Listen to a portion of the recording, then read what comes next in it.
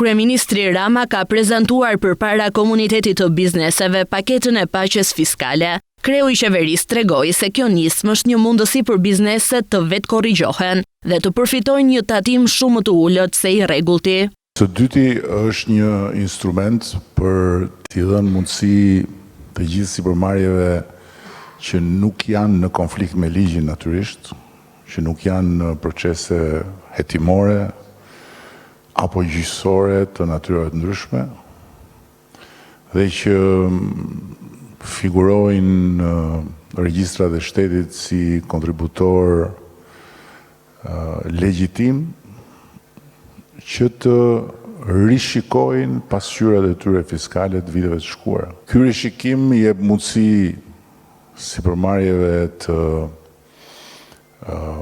korrigjohen, të vetë korrigjohen, duke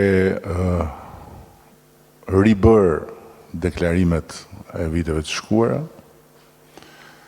dhe duke pasur si motivim, si incentiv, një tatim shumë më të ulët mbi fitimin se sa tatimi që paguani rregullisht. Por Rama sqaroi se jo të gjitha kategoritë e bizneseve do të përfitojnë nga paqja fiskale. Paqe me ndërtuesit nuk ka. Nuk ka për të pas. Pikërisht se është sektori kryesor. Edhe duhet performoj me maksimumin e përgjegjshmërisë për çfarë mbështetje doni ju? Çfarë mbështetje juve e para punës një herë që se e kapa nga ana e klientit.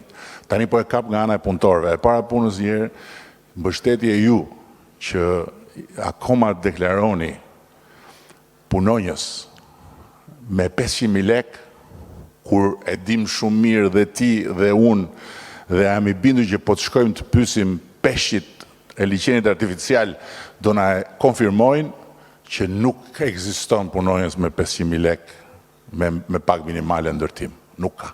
Po nuk keni faj ju. Na i ka lidhur duar gjykata kushtetuese para ca viteve që ka vendosur që ne nuk mundet dot t'ju vendosim ju tavan, edhe juve lozni.